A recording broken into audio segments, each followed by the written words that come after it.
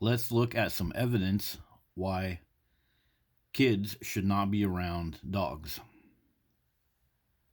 First, have you ever heard of the proximity effect? If you studied the chimp sister experiment, you might be familiar with this. People mimic the behaviors of those that they're around, especially little kids when their prefrontal cortex is developing, when their brain is trying to develop language skills and other things like that. So, more and more, we're putting kids around dogs. Notice it says friends.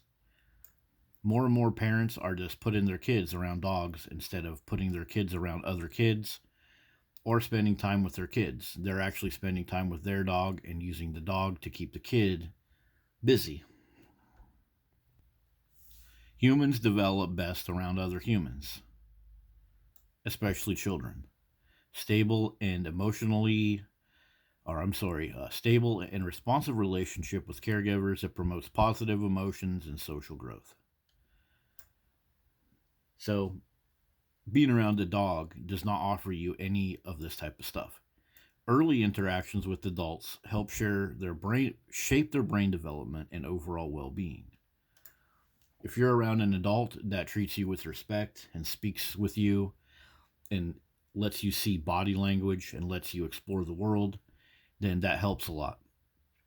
It helps you understand that you have like responsibility for your actions instead of being responsible for a dog that is constantly running around on the floor and doing other things like that.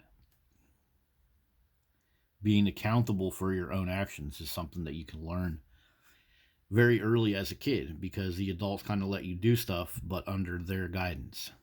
Whereas when you're just around a dog, you're trying to develop your brain, but at the same time you're trying to manage the presence of your parents, goofy, impulsive, humping, eating dogs.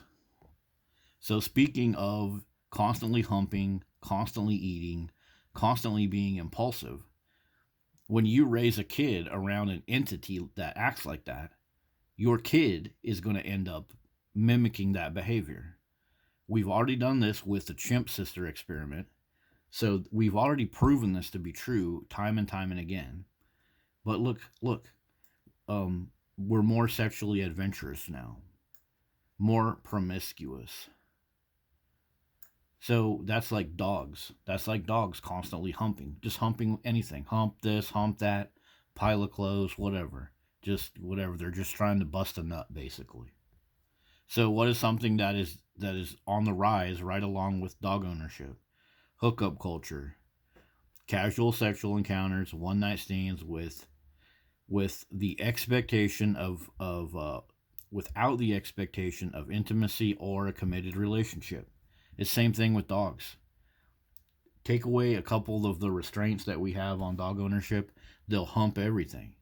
I mean, just look at the stray dog population in Texas, for example. All those stray dogs, no spay and neuter, and the stray dog population goes through the roof.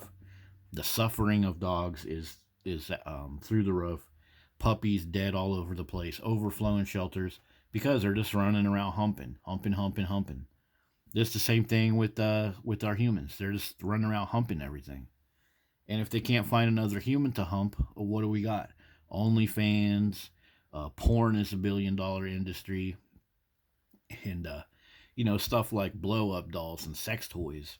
That stuff's through the roof because because of all of this expectation of lack of emotional intimacy. Just give me what I want, but it doesn't last very long either because it's just impulsive.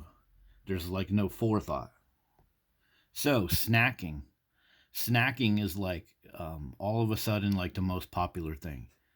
So we're over here at a study called frequency of eating in the U.S. population.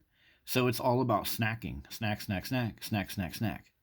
We're just constantly rewarding ourselves for anything. Oh, I'm done with this. Got to have a snack. Oh, it's dinner times in 2 hours. Got to have a pre-dinner snack, post-dinner snack. We're just constantly rewarding ourselves with these snacks, spiking our blood sugar, getting ourselves obese. And where did we learn this behavior? Where did we learn that we have to constantly be treating ourselves just for anything that we do. Dog treating. This is how we treat dogs. It's like anything a dog does, you give it a treat. Gets on the couch. Good boy, here's a treat. Gets off the couch. Good boy, here's a treat. The dog's barking at the mailman, so you give him a treat to shut him up. Then you call him a good boy. It's like this trophy behavior, treat behavior. Any little thing you do, you get another dog biscuit. Anything you do, you get a pat on the back and you're this good boy. Even if it's just some random whatever. The dog runs in the kitchen and slides and crashes and knocks something down. Oh, I'm sorry, puppy, but you're still a good boy. Yeah, constantly giving ourselves treats, constantly spiking our insulin. So, just like with dogs and humans, obesity is a huge problem. We're constantly spiking our insulin with these treats. It's crazy. People are constantly treating their dogs, constantly giving their dogs more and more and more high dollar food.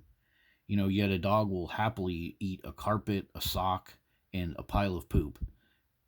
Yet we have to constantly treat them. Isn't that crazy? But it's the same thing with humans. This thing that we do with dogs, we are just mimicking it as humans. The humping, the impulsivity, the eating, it's like the exact same thing. I almost forgot to show you guys this one, but humping is a common behavior in dogs. It occurs for various reasons, including excitement, stress, attention seeking. That's just like in our humans. They're lacking some type of long-term, fulfilling, emotionally stable connection. So it's just hookup culture. Give me attention. Fix my stress. I need another hookup. I need another hookup. Swipe left, swipe right. Yeah. So they need more exercise, blah, blah, blah. But it's just the same thing. The way that we're doing things with dogs is exactly getting mirrored by our human children. Okay, back to obesity. Yeah, childhood obesity. It's a problem. Lack of physical activity.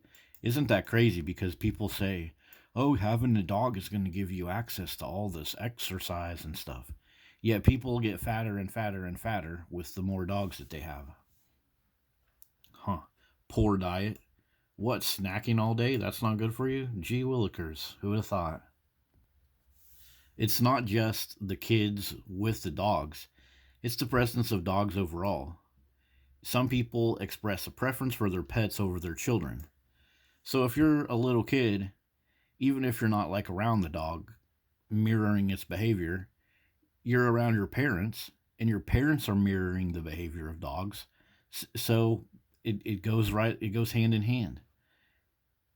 So many people have this attitude that is summarized right here. Dogs are better than kids. Dogs are better than kids. But dog ownership, really, it's just impulsive. It doesn't involve forethought. Your child can be a great investment in your life.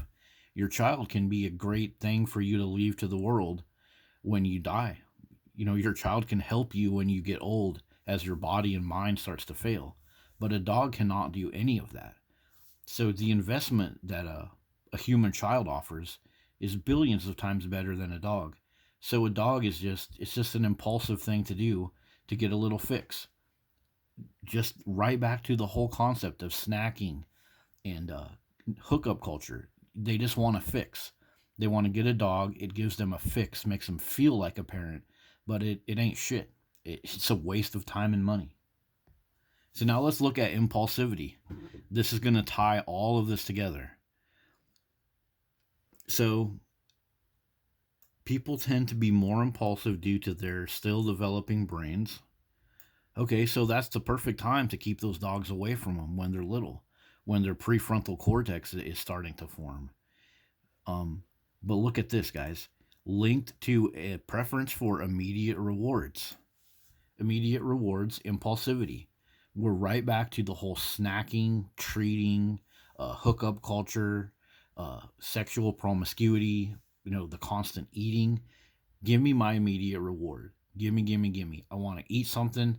I want to hump something. I want to run around and make a bunch of noise because I'm so impulsive, because my prefrontal lobe just ain't working right. I'm just acting like a freaking dog. That's how everybody acts these days. Like all the upcoming problems that people are having with kids, speech problems, the head forward posture, the obesity. Look at the environment that they have when they live with a house full of dogs. Impulsivity is defined as a tendency to act on a whim, behaved by characterized by little or no forethought, no reflection or consideration of the consequences. This is dogs. Bark at anything. Try to eat everybody else's food, jumping up in your face all the time. You can't go over to a dog owner's house and stand there and look at the dog owner in the face. You got your head forward posture, looking down at dogs.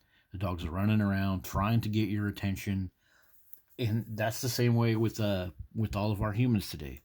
It's little or no forethought. A dog has no forethought into anything it does. Oh, look, a truck's running down the street and it made a funny noise. I'm going to bark at it and run under it. And then when I get hit, they don't have any forethought at all. So, yeah, impulsivity, obesity, all of this stuff, it ties all together. And so I talk about the prefrontal cortex in my other videos a lot, but this all makes sense. This is your impulse control, guys. The impulse control develops when you're a little kid, when you have your language, when you're looking up at your fellow humans, your big brother and stuff, not looking down with head forward posture to worry about a dog running around. But check this article out right here. So this is all about your prefrontal lobe. Limit sugar. Well, you can't limit sugar because you're constantly snacking, the dog's constantly snacking, your parents are constantly giving snacks and treats and table scraps to the dog, so you got to have it too. Balanced diet, yeah, this is all very important for your prefrontal lobe, and these are the types of things that are lacking in a household full of dogs. Like social interactions. How about that? When you have a dog, is that a social interaction? No. That's your parents hooking the dog to you and letting it drag you around, hump you, knock you over on your bike while they film it and laugh. Ridiculous. Look at this stuff. Teach empathy, regulate your feelings, follow multi-step directions. You can't do that when goal-oriented behavior. Dog ownership has nothing to do with goal-oriented behavior. It's impulsive, give me what I want now, and try to control my life and keep me from being a dog. And that's what people are doing. So think about this, everybody. When people own dogs, the training and control, it's all about keeping the dog from doing impulsive dog stuff. It's all about keeping the dog part of them turned down. Well, when you apply that to a human, you're keeping the humanity turned down. And it's so easily provable and so easily recognizable if people just step back and read some of this stuff and then look at how we treat kids next to dogs. Developing your fine motor skills. That's hard to do when you're trying to ride your bike or hang out and put a puzzle together and the dog has to constantly be jumping up in your face and knocking your stuff over so your parents can get a freaking laugh. Yeah. Freaking ridiculous, guys. Dog culture is just so damn sick. Anyways, so there you go. That has been a look at this thing called mirroring the behaviors and how owning a dog just means you're going to mirror all the ridiculous, impulsive behaviors of the dog. And then your parents and society, they are going to try to apply this quote-unquote training to basically keep you from being human the same way they try to keep dogs from being dogs. It's just a recipe for a bunch of sick, obese, hookup culture, low prefrontal lobe use people, and that's where we are today. So get rid of dogs and start raising your kids right.